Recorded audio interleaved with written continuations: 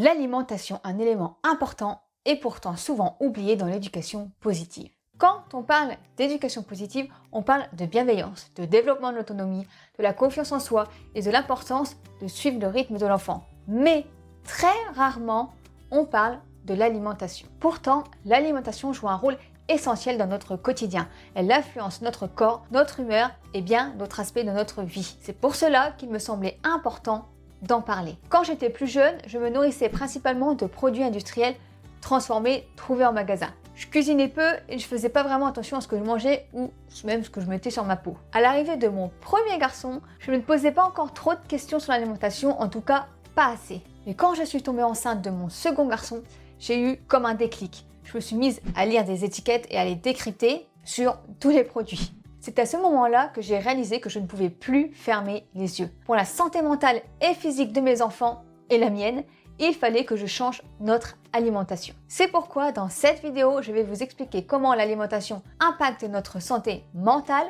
notre humeur, nos émotions et notre physique. Je partagerai aussi comment nous avons progressivement amélioré notre alimentation depuis 3 ans. Allez, c'est parti! Et c'est fait de l'alimentation sur notre corps et notre mental. L'alimentation influence fortement notre humeur et notre bien-être mental et physique. Les produits alimentaires industriels sont souvent, je dirais même toujours trop salés et sucrés et peuvent avoir des effets néfastes sur la santé des enfants. Les sucres ajoutés, par exemple, que l'on retrouve dans tous les paquets de gâteaux industriels, provoquent des pics de glycémie, ce qui fait que les enfants sont tout d'un coup hyperactifs, plus qu'ils ne devraient, puis s'ensuit une chute rapide de glycémie entraînant tout d'un coup l'inverse, une grosse fatigue et également un manque de concentration. Ces montées et descentes du taux de glycémie peuvent également rendre les enfants irritables et anxieux. Les aliments transformés contiennent souvent des additifs, des conservateurs et des colorants artificiels qui peuvent augmenter les risques de réactions allergiques et de cancer. De plus, une alimentation riche en graisses saturées et en sel contribue à l'obésité infantile, ça on le sait bien, et aux maladies cardiovasculaires sur le long terme. Chez les adultes, c'est à peu près la même chose, mais également cette alimentation trop riche en sucre raffiné et en aliments transformés augmente les symptômes de dépression et d'anxiété. Et tout comme les enfants, la montée et la descente de glycémie trop rapide entraînent des sauts d'humeur, de l'irritabilité et une fatigue mentale accrue. Et bien évidemment, si on a une alimentation trop riche en graisses saturées et en sel, on augmente les risques d'obésité et de maladies cardiovasculaires. Alors du coup, quelle alimentation privilégier pour ne pas avoir ces effets néfastes sur notre santé mentale et physique? Il y a des recherches qui montrent que certains nutriments sont essentiels pour réguler notre humeur. Par exemple, les oméga 3 qu'on peut retrouver dans le poisson gras aident à réduire l'inflammation et soutiennent la santé du cerveau. Les vitamines B qui sont présentes dans les légumes verts, les œufs et les légumineuses, elles sont importantes pour produire des neurotransmetteurs comme la sérotonine qui nous aident à nous sentir bien. Les fruits comme les baies et les bananes riches en vitamines et en antioxydants contribuent également à une meilleure santé mentale. D'autres fruits tels que les pommes et les oranges sont riches en vitamines et en fibres et aident à stabiliser la glycémie et à maintenir un niveau d'énergie constant. Les légumes comme les carottes et les brocolis fournissent des nutriments essentiels pour la croissance et le développement. Les grains entiers comme l'avoine et le quinoa sont une excellente source de fibres qui contribuent à une digestion saine et une glycémie stable également. Et on peut également consommer des protéines maigres comme le poulet et les légumineuses qui, elles, sont nécessaires pour la croissance et aident à réguler l'humeur et l'énergie. En intégrant ces aliments sains dans l'alimentation quotidienne de vos enfants et la vôtre, vous améliorez leur bien-être général, leur concentration et leur humeur tout en réduisant les risques de problèmes de santé à long terme. Alors toutes ces explications sont bien jolies, mais quand depuis qu'on est toute petite, on est habitué à manger toutes ces choses industrielles transformées, telles que les gâteaux industriels, les yaourts industriels, les céréales au petit déjeuner, les bâtonnets de poisson pané, les poêlées de légumes déjà toutes prêtes en surgelé, les kilos de pâtes qui est un aliment principal du repas, les Twix, les boîtes de conserve et j'en passe. Et surtout quand on n'a vraiment pas l'habitude de cuisiner, comment faire pour changer son alimentation pour une alimentation plus saine? Eh bien, c'est la transformation que j'ai effectuée, je dirais, depuis 3 ans et ça a été très progressif. Et donc dans cette deuxième partie, je vais vous expliquer comment je fais pour transformer notre alimentation, que je transforme toujours d'ailleurs, et comment je me sens mieux maintenant que je mange de meilleures choses. Mais avant ça, n'oublie pas de liker la vidéo, de t'abonner et de partager. Ton soutien m'aide à atteindre plus de parents comme toi et me montrent que mon travail compte vraiment. Passer d'une alimentation industrielle à une alimentation saine. La première chose que je peux vous dire, c'est que depuis que je suis toute petite, je mange tous ces produits transformés. Et quand j'ai commencé à apprendre à cuisiner, à devoir par exemple essayer plusieurs épices pour donner du goût à mes légumes, parce qu'il ne faut pas se mentir, le légume tout seul, comme la courgette, c'est un peu fade. Et c'est vraiment les épices qui vont donner du goût à nos légumes. Je me suis rendu compte qu'en fait, depuis que je suis toute petite, je mangeais que des choses qui n'avaient pas ou très peu de goût et pour la plupart qui étaient sursalées ou sursucrées pour avoir un semblant de goût.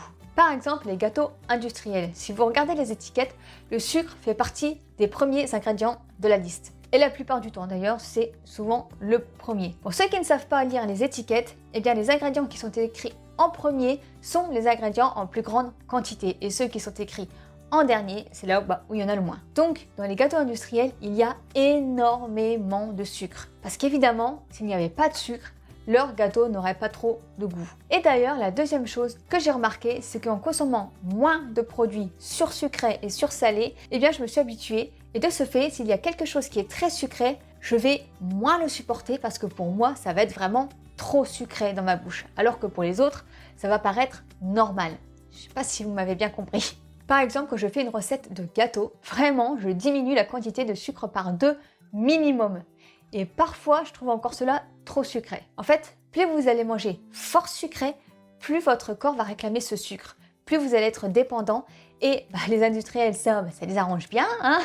Et moins vous allez manger sucré, moins vous allez avoir besoin de sucre. Alors, je ne dis pas de supprimer totalement le sucre. Par exemple, moi, je suis totalement accro au chocolat, notamment au chocolat noir à la noisette, mais je fais attention à ne pas en manger trop et à ne pas en prendre un trop sucré. Alors pour changer notre alimentation, on l'a fait très progressivement. Je n'ai pas changé tous nos repas du jour au lendemain. J'ai commencé par les gâteaux, pour la simple et bonne raison que depuis toujours, mon plus grand n'a jamais été trop sucré. C'était le seul enfant à ne jamais manger de gâteau d'anniversaire. Ça l'est toujours d'ailleurs. Il prend souvent du pain, mais quand est venu mon deuxième garçon, lui par contre aime beaucoup le sucre, et notamment les gâteaux. Et comme j'avais déjà dans l'idée de commencer à changer notre alimentation, je prenais des gâteaux bio au début, mais ça reste des gâteaux industriels. Et j'avais vraiment dans l'idée de ne plus acheter de gâteaux et de faire tout maison. Le problème, c'est que dès que j'avais un paquet dans le placard, j'avais une excuse pour ne pas faire de gâteau. Et donc, je rachetais à chaque fois des paquets pour ne pas faire de gâteau. Et puis, j'ai dit stop, je n'achète plus aucun paquet de gâteaux. Et depuis ce jour, je n'ai plus jamais acheté aucun paquet de gâteaux. Pour le goûter, mes enfants mangent essentiellement du pain complet. Et de temps en temps, la plupart du temps, quand je vois qu'il n'y a presque plus de pain, je leur fais des gâteaux yaourt, des cookies, des muffins et de temps en temps, je fais aussi du pain de mi-maison. Et contrairement à ce que l'on peut penser, non, ça ne prend pas du temps de faire des gâteaux. C'est aussi des excuses que je me trouvais au début. Et en fait, à force de faire des gâteaux, on connaît les recettes par cœur et en 10 minutes, allez, 15 minutes grand max, sans compter le temps de cuisson, évidemment, mais bon, pendant le temps de cuisson, on peut faire autre chose, c'est fait. Et je suis très contente et très fière de moi d'avoir réussi à passer cette étape des gâteaux. Après avoir réussi l'étape des gâteaux, il a fallu attaquer une étape un peu plus compliquée, celle du petit déjeuner. Cette étape n'est pas encore parfaite à mon goût, mais c'est déjà beaucoup mieux qu'avant. Pour le petit déjeuner, mon fils, le plus grand, mangeait des céréales. Des paquets de céréales bien sucrés qui te calent sur l'instant, mais au bout d'une heure, tu as super faim. Chute de glycémie, on se rappelle. Eh bien, tout comme le goûter, le matin, nous mangeons du pain complet la plupart du temps. Et s'il arrive qu'il n'y a plus de pain au petit déjeuner, eh bien, ça m'arrive de faire des crêpes, des pancakes ou des cookies. C'est très rapide. Bon, et pour être totalement honnête avec vous, les crêpes et les pancakes, 90% du temps, c'est mon conjoint qui les fait. Et puis, si vous avez peur de ne pas avoir le temps le matin, vous pouvez les préparer la veille. J'aimerais que mes enfants mangent aussi des fruits au petit déjeuner, mais c'est encore quelque chose de difficile le matin de manger autre chose que du pain. Et mon petit boit son verre de jus de fruits, mais encore une fois, le jus de fruits, c'est trop sucré, ça manque de fibres et je préférais qu'il mange un fruit. Cependant, nous avons toujours une corbeille de fruits remplie et des fruits peuvent être mangés à volonté dans la journée, à n'importe quelle heure, et ça arrive souvent que vers 10 h, mon plus petit qui fait l'école à la maison, qu'il prenne une banane ou un autre fruit. Bon, souvent c'est une banane. Et du coup, je fais une petite collation avec lui également. En profiter. Et pour ma part, quand j'ai un creux, je me prépare un petit bol avec 2 yaourts nature, des noix, des petits morceaux de chocolat pour la gourmandise, un fruit, le plus souvent c'est le kiwi, et du granola que je fais maison avec des flocons d'avoine, des noisettes, du raisin sec et d'autres petites choses selon mon humeur, comme des graines de courge, du tournesol, ça dépend vraiment de ce que j'ai envie de mettre. Et c'est super bon et ça cale vachement bien, ça aussi c'est important. D'ailleurs, j'ai posté une photo sur Instagram, si ça vous intéresse, vous pouvez aller voir mon compte Instagram. Alors l'étape qui a été la plus difficile, ce sont les yaourts. Mon fils consommait beaucoup de liégeois. Le plus grand. Et on a une grande explication, une longue discussion sur le fait que les liégeois qu'il consommait régulièrement pourraient lui nuire plus tard pour sa santé. Et que dans tous les cas, on n'est pas obligé de manger un dessert à chaque repas. Dans d'autres pays, on ne mange pas de dessert. En fait, si on a mangé son repas correctement, on est censé ne plus avoir faim, donc le dessert n'est pas obligatoire.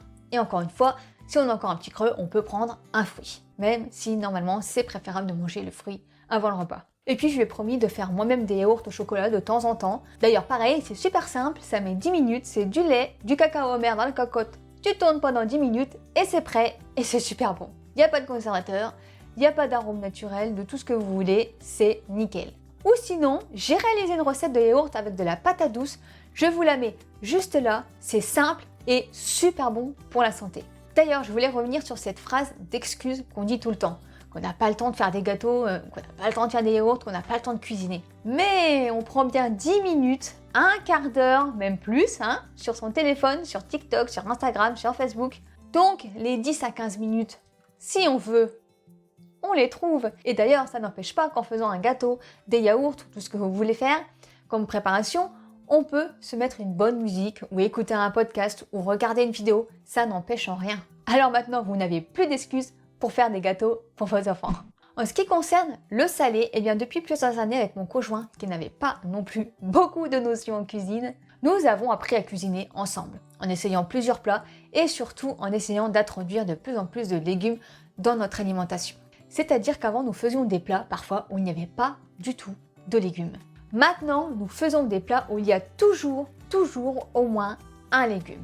Et si nous faisons un plat où nous n'arrivons pas à inclure un légume chaud, eh bien nous allons faire des crudités à côté, une petite salade de tomates, des carottes râpées, des avocats, des concombres, on se fait plaisir. Mon fils adore, le plus jeune, manger du poivron cru.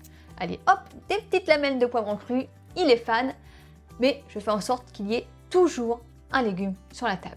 Notre prochaine étape, c'est de réduire progressivement les féculents et d'augmenter progressivement les légumes. Parce que oui, normalement, une assiette devrait être composée essentiellement de légumes avec une petite viande pour les protéines ou autre chose pour les protéines et avec un petit peu de féculents. Malheureusement, nos assiettes sont plutôt composées souvent de beaucoup de féculents et de très peu, voire pas du tout, de légumes. Les pâtes blanches, c'est du sucre. Toutes les bonnes choses ont été retirées. Il ne reste plus que le sucre quasiment. Et en fait, les enfants, s'ils ne mangent que des pâtes, ils vont manger que du sucre. Et ils ne vont rien apporter à leur corps de bon. C'est pour ça que maintenant, je fais en sorte qu'il y ait toujours, vraiment toujours, un légume sur la table. Ça fait 3 fois que je le répète. Mais c'est vraiment important. J'ai également tenté les pâtes complètes, mais j'ai pas trop aimé. Et puis, j'aimerais essayer les autres pâtes avec d'autres farines, mais elles sont souvent à un tarif un peu élevé. Alors on peut pas en prendre tout le temps, donc on fait comme on peut. J'essaie aussi beaucoup de varier avec le riz, la semoule, le quinoa, que j'aimerais aussi inclure plus dans notre alimentation. Voilà, il reste encore pas mal de choses à changer, mais je sais qu'on a déjà fait un énorme pas dans notre alimentation. Nous n'achetons plus aucun produit transformé tel que les poêlées de légumes toutes faites, les poissons panés, tous ces produits transformés qui ne sont vraiment pas intéressants nutritivement et qui font plus de mal que de bien.